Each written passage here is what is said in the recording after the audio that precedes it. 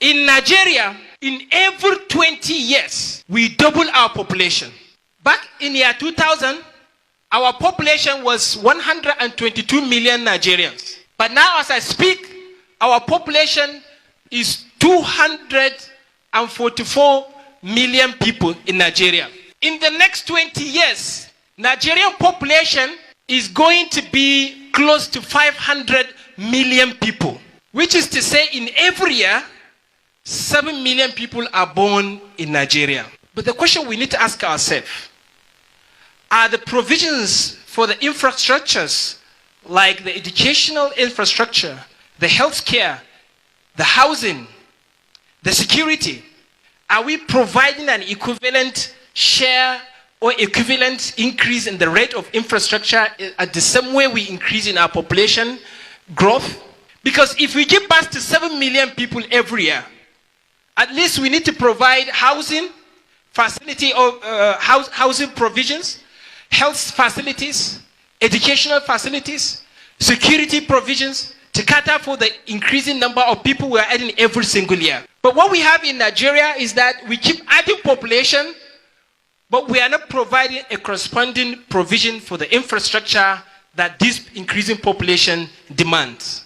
If you come down to northern part of Nigeria, more than 60% of the population of Nigeria are from the north. And that is why the northern part of Nigeria is critical for the economic, political, and social development and stability of Nigeria. Nigeria cannot develop, cannot grow without the north. However, the north, to tell ourselves the truth, has been slowing down Nigeria.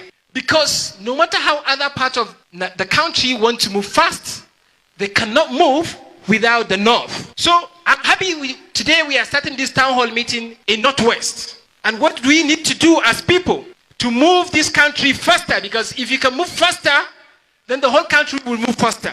We have all the opportunities in the north. We have all the privileges. We have the leaders. We have the president. All these things are here. But we are the ones with all the problems. We are the ones with the kidnapping, with the insecurity, with the killings, with the Boko Haram, with banditry.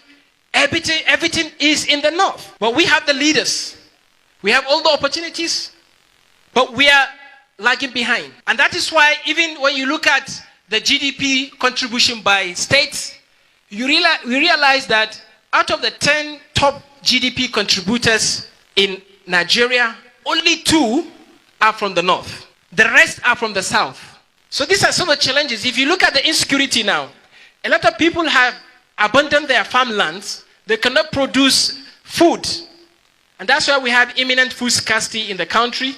And this food scarcity is leading to so much unemployment, frustration, depression, and leading us to even more insecurity. So this is a big trap we found ourselves as part of this country.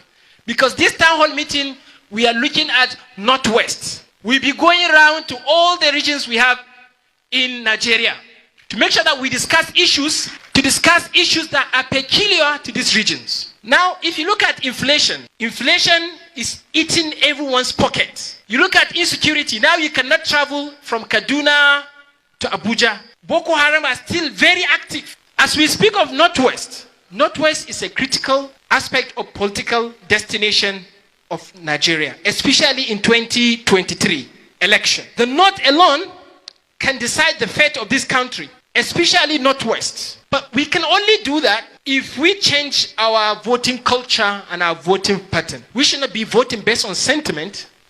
We should not allow someone to tell us who we should vote, which direction to go. We should be the ones to decide who is more competent to deserve our vote. Time has passed when someone will come and tell us, "Ni me gaskiya ne ku zabe ni." No.